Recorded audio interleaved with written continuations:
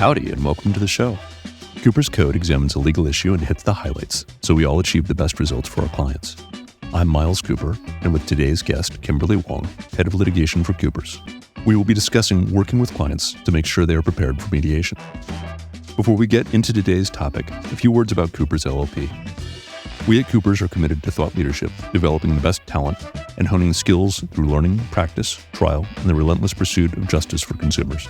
With lawyers licensed in California, Oregon, and Washington, we're available for free strategic consultation on cases, and we accept referrals and trial co-counsel opportunities. For more information, visit our website at coopers.law or email us at podcast@coopers.law. Welcome back to the show, Kimberly. Thank you for having me again. We're continuing our conversation in mediation-related topics. Our last episode, we talked a bit about selecting the right mediator, and today we're going to be talking about making sure that our client is properly prepared for mediation. In that regard, when do you start talking about mediation with a client or potential client?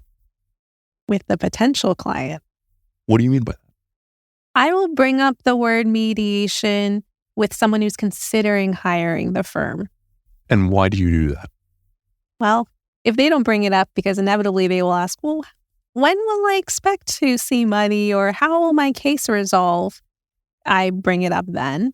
But also, I think it's good to give a lay of the land to manage expectations from the get-go so they know what they're getting into. When you do that, how do you go about bringing up mediation as a concept? It's important for the client or the potential client to understand what the framework and the timelines for litigation, but also the language.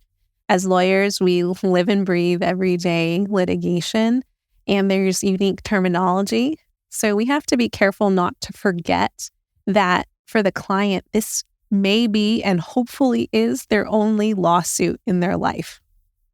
I think about that when we have this tendency to lapse into whether one calls it legalese or jargon, and 998 is the most common one that I think of, because we'll start talking with a client about, we're going to 998 them for, and then you have to step back and say, oh, wait a minute, that's not a term that we should be using with you. It's called a formal offer to compromise. Actually, I will use the term, but then I'll define it, because if the mediator uses it or someone else, they'll at least know what we're talking about. It sounds like from the very beginning, you're doing a lot of educating with the potential client about the language of litigation so that they start hearing these words, learning these words, and knowing what they are throughout the process. Right. And I won't define it as more detailed as I would down the road with the client, but just to give a lay of the land.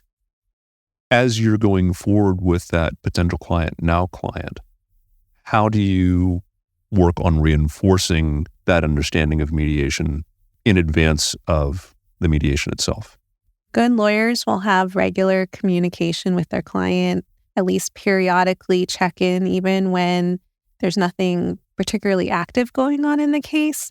And so during those check-ins, you gently remind what the trajectory is, what the timeline is. First, after we sign you up, we do some investigation, written discovery, then there's depositions. There may be an opportunity to do a settlement demand or mediation. If that doesn't go well, maybe there's a motion for summary judgment.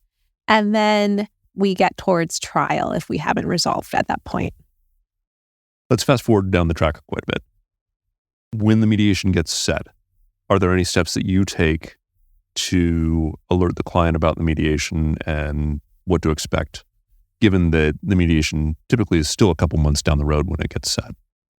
Usually there's some trigger. It'll vary from case to case, whether you have an ADR deadline from the court or it's something that the parties have agreed to that this would be good timing in a few months to go through mediation.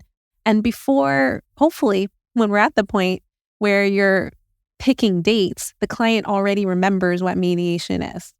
I'm making that assumption that they do remember, and you've had those prior conversations. And at that point, you're going to have a little more in-depth conversation about reminding, okay, we're going to set a mediation 2 months or whatever the time period is, and what a brief background of what the process is and what to expect. I'll let them know that we're going to have a more detailed conversation as the date approaches, or several conversations, whatever makes them feel comfortable. Do you get questions in that session about things like, who is this person? Do you have any experience with this person? Yes. And will you typically provide some background information? About the mediator? Of course, if they're interested. Some clients, they don't care. All they need to know is that it's a neutral person and someone that we trust. Sometimes I will also get a question of, okay, so if we don't resolve the case, does this person then decide it for us? Do you get that question? Yes, I've heard that question. It's always interesting to see what kind of questions you get from clients because we don't have that perspective. I agree. And that's an opportunity to talk a little bit about the difference between mediation and arbitration. But in order to get this case done, you need a willing buyer and a willing seller. There is no settlement without both sides reaching an agreement. And also the difference between mediation versus trial. True. Let's now fast forward to the conversation that one has with the client in the week or so before the mediation. And actually, I should ask a question. When do you have the detailed conversation with a client about mediation? I would say about a week before the mediation. And I might also, depending on the client, have another check-in the day before. Why would you do that? What types of things would trigger that? Sometimes clients will ask for a check-in, but I can also sense, if they're nervous, that it might be reassuring to have a call the day before to just go over a few of the highlights. And that way, when they arrive the next day, they can hopefully feel calm and that you've gotten everything taken care of. Their job is to sit there, listen, and be the decision maker as it relates to the amount at the end, if they feel comfortable with that. And you're there to provide them all the information they need to make an informed decision about their case. The soundbitey way that I approach that is, we are advisors, but you are the decider. That seems to be something that resonates with them and just like, oh, okay, I understand that. In that regard, when you're having a conversation with a client, do you cover things like, do you need anyone else there with you in terms of making decisions, a spouse, a significant other, someone else who we hadn't thought of needing to be in the room necessarily to decide, but to make sure that everyone is there? Yeah, sometimes the client will ask, and sometimes the client will just express that they feel uncomfortable being there by themselves. And if it'll make them feel more comfortable, if their spouse is not a party already, then I think it's a great idea to include them as long as they're not going to be obstreperous. But we also have to recognize that there are important family members or friends or advisors in our client's life. And if they feel that they need their counsel or comfort in the mediation, then we should try to include them. But of course, you would want to alert the mediator of that as well and see if there's any issue about that. We've been talking about having somebody be there. I think this is a good opportunity to talk about some of the administrative pieces that come up related to mediation preparation. With the vast majority of mediations now being on Zoom, are there technological pieces, administrative pieces that you worry about going over with your client, and bonus points in terms of whether you prefer to be with your client physically when a mediation is going on versus being separate? A lot of clients don't have experience with Zoom as part of their job or their everyday use. So you definitely want to make sure that they have a good setup or they come into your office for that. I have found that most mediations, we've already had plaintiff's depositions, and in this pandemic and post-pandemic world, they've already had their deposition via Zoom. So whatever setup we used prior, and if it worked, we'll replicate it. I remember the days pre-pandemic where everything was in person, and there's certainly a lot of benefit if possible. And if the client or you, for whatever reason, prefer to be together, have the client come into the office. You probably have a good setup for Zoom, and you can talk more easily face-to-face about what's going on. And then, I don't know if you've had this experience, Miles, but sometimes mediators will ask the client questions, which you want to prepare your client for, and they aren't just brief questions, and it somewhat feels like a deposition. And I've had clients who will just go on and on and on and say things that aren't true or contradict things that they've said or our position. And so the benefit of being in person is a little nudge. That makes a lot of sense. We certainly have had experiences with mediators who ask our clients a lot of questions.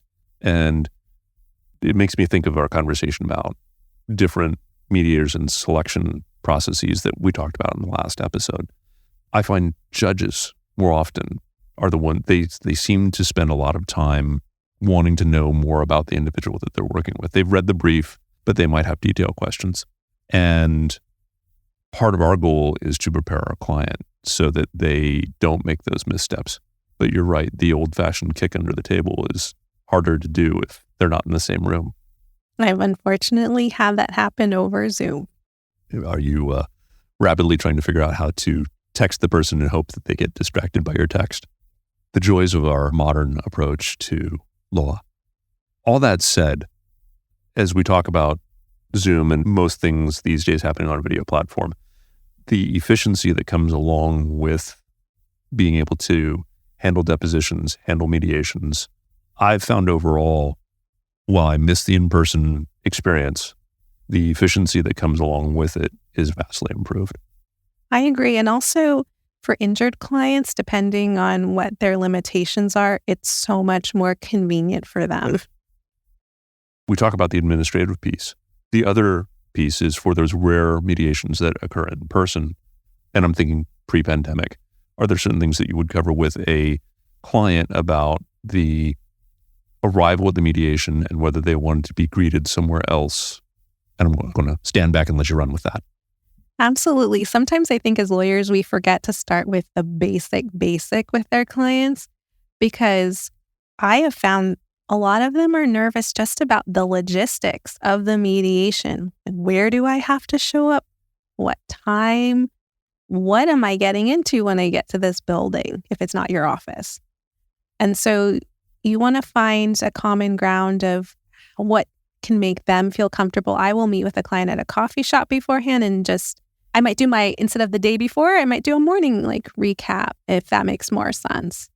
And then just answer any questions they have that I might not have thought of from their perspective. And on that checklist, as just one's having the conversation about the logistics and meeting, one of the things I actually have on my checklist is making sure that we exchange mobile numbers and that it's programmed so that the inevitable, I'm running late or I'm at the coffee shop, where are you? And it turns out there are two different Starbucks within a block of each other.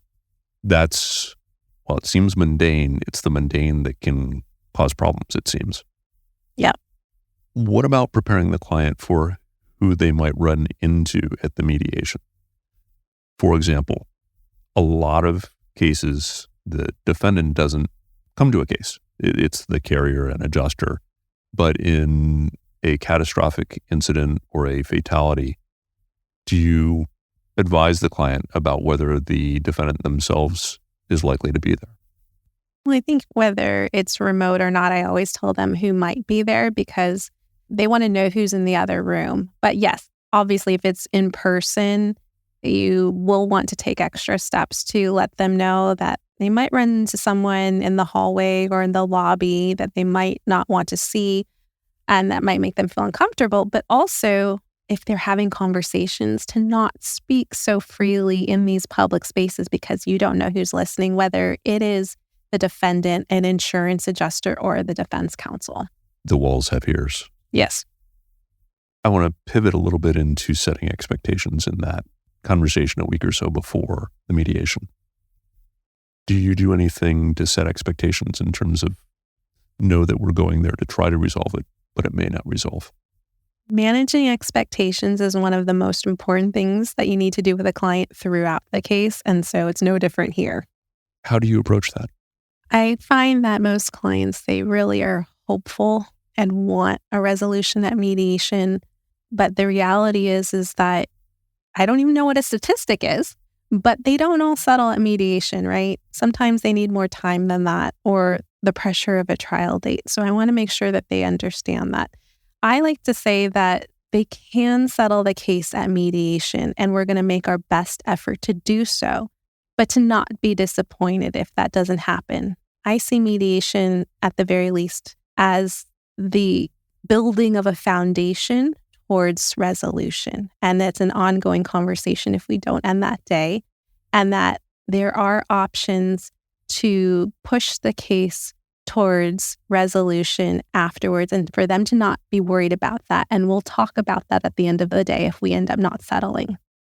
That sounds like a really nice way to help set the expectation appropriately. As you are doing the preparation call, do you cover the financial implications? And by that, I mean where the case is as far as costs are concerned, liens, where it is on the percentage. And by that, I mean certain firms, their percentage shifts the closer it gets to trial. How do you handle that?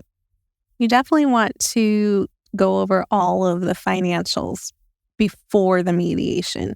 So that way you're not sitting there doing it, and you can revisit it while you're at the mediation during the dead times while you're waiting for the mediator. But oftentimes clients need time to sit with that information and process it because it is complicated. And you probably have gone over a little bit of that in your earlier conversations with the client during the case. But now is the time to get down to the nitty-gritty. And one pointer I would say is to really be conservative about what they might net. And I like to use ranges because we can't predict. And there's a lot of different variables when it comes down to the financials that would affect their net. Whether if liability is not clear or accepted, that's going to affect their net. The defendant sees the damages differently and what their lost earnings, their future medical needs. So there's ranges for every single thing. On the lien side of things, and we didn't talk about this, but I presume in the language of litigation that you start out talking about early on in cases, liens are also something that you start talking about early. Yes, I actually just yesterday with a possible client, I brought up the issue of liens. I also presume by the time it's a week before mediation, you know what kind of lien is. And by kind of, I'm talking about standard lien, hospital lien, the always popular self-funded ERISA lien. I'm seeing you roll your eyes. How do you handle that conversation at the mediation phase as we talk about liens and the potential for the ability to reduce them in any fashion? You definitely need to be upfront about the kind of lien, and you should know what kind of lien it is well before the mediation. And hopefully you've gotten an updated lien amount as best you can before the mediation to get the most recent amount. The reason why I rolled my eyes about the self-funded ERISA plans, which have liens that are much harder to reduce than other kinds of liens, and the client needs to be aware of that. And, if I'm dealing with a Medicare lien or a Medi-Cal lien, they all have their own different rules, and you just explain generally what the range might be of reduction and without any guarantees.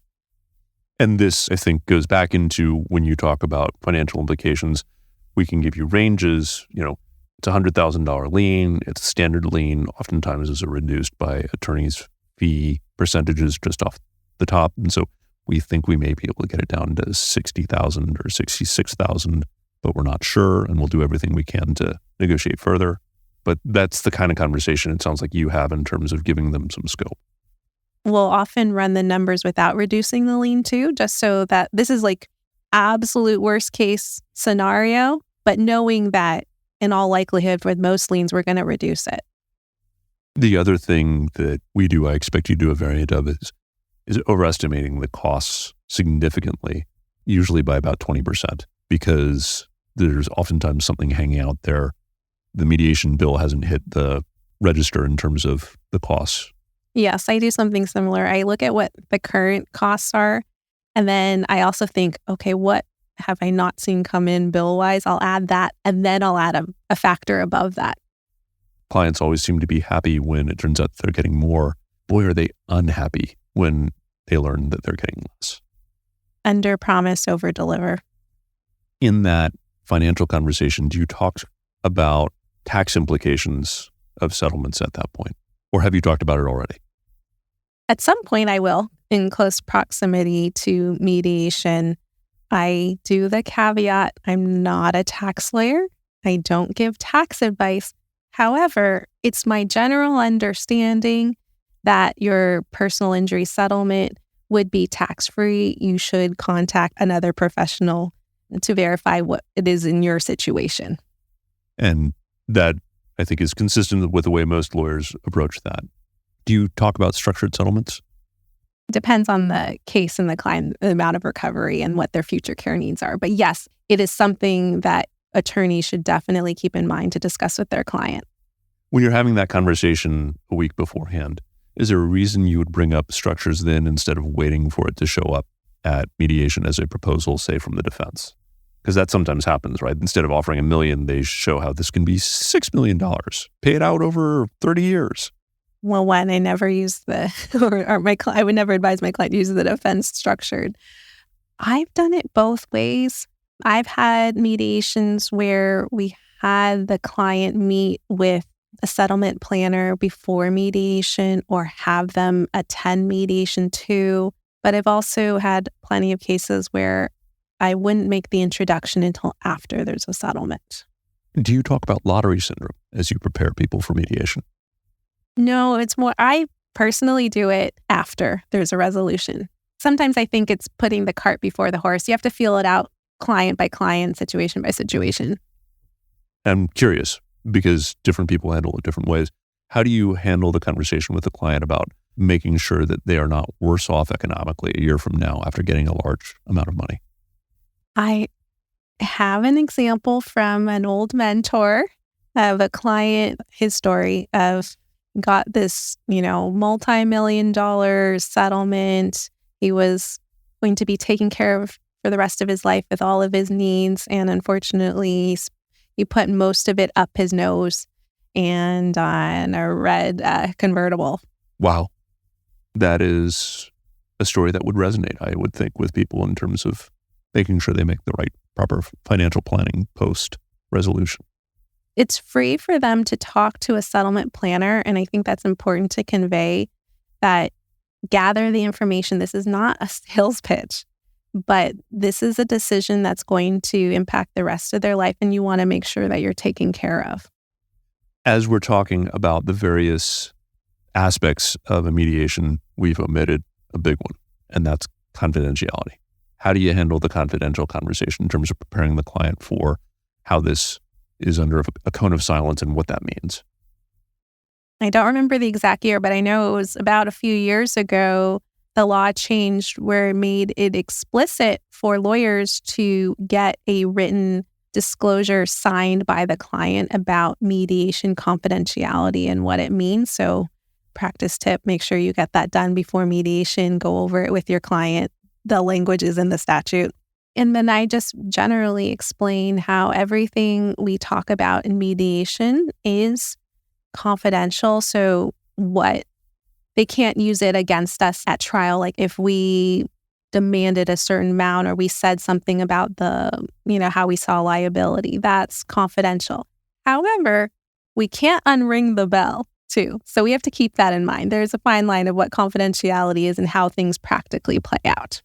As we go through the checklist of things to cover, do you talk with the client about the potential that there may be a request for a joint session where the mediator or the defense lawyer might be given an opportunity to see them, hear them, talk to them? I don't know your experience with joint sessions. I have never had a client actually sit in on the joint session. It's only the defense adjuster or client sits on the joint session. But I do prep them for the meet and greet, the potential for that. Poor choice of words for me, but yeah, meet and greet is what I was referring to. And I will be there kind of like the lawyer defending a depo. It's not going to be more than a meet and greet.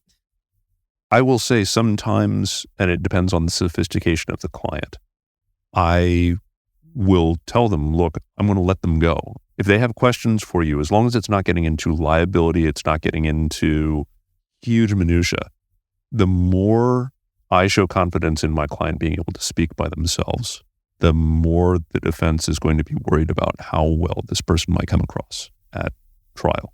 With the right client, I will tell a mediator, as we go into the meet and greet, you can tell defense lawyer that they're welcome to ask our client questions. If it starts turning into a deposition, I might say something, but within reason, I want them to feel free to ask the questions. We're not hiding anything here. Yeah, for the right client, I can see that working. Do you talk with the client about some of the techniques that a mediator might be using? And again, we're talking about learning the language. Things like impasse, brackets, mediator's proposal. I do, but I usually save that for when we are in the mediation because there's often so much downtime when we're waiting for the mediator. There are times I'm waiting an hour. So that's a good opportunity to use that time to explain those kinds of terms. And the other reason why I don't do it earlier is because I don't want to overwhelm the client with too much information. Those terms become more relevant when we're in it and already trading numbers, and I can sense we're about to reach an impasse. And my next proposal to the mediator might be, do you think it's time for a bracket? And then once the mediator goes away and I explain it to the client. It's interesting because historically that's what I used to do. I find that while there are huge gaps in time, that sometimes with some clients, describing some of these techniques takes more time than I expected. And I don't like to be in a situation where it's taking us an hour or an hour and a half to respond because the client lacks the sophistication to understand the concept in the moment. And so with those, I will sometimes explain some of these things in advance. Somewhat of a way of building confidence in the system when we say, okay, these things may happen, and a week later, they hear these phrases and they do happen. They're like, oh, wow, my lawyer actually knows what he's talking about. Very true.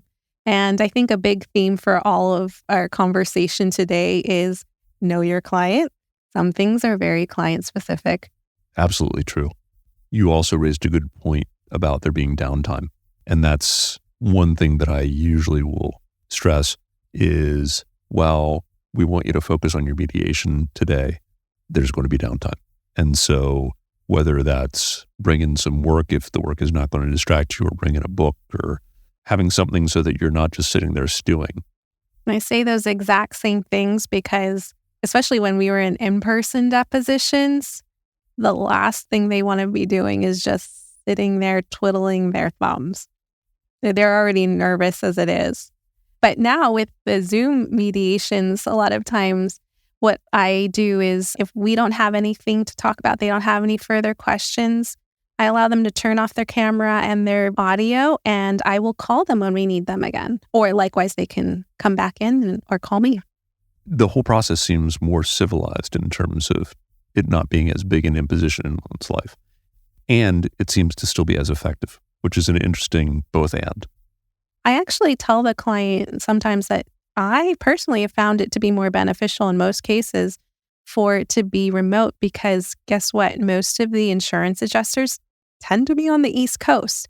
Before I'd have trouble scheduling these mediations because no, they're unavailable. They're flying that day to a mediation or back from a mediation. They can do after hours from home. Yeah, that makes a lot of sense. In terms of wrap up with the client in the conversation, do you ask them if they have any questions? That should always be your last question before wrapping up a conversation, whether the topic is mediation or not, because you don't really know what else is on your client's mind that you may not have covered. You also have talked about having another conversation either the night before or the morning of.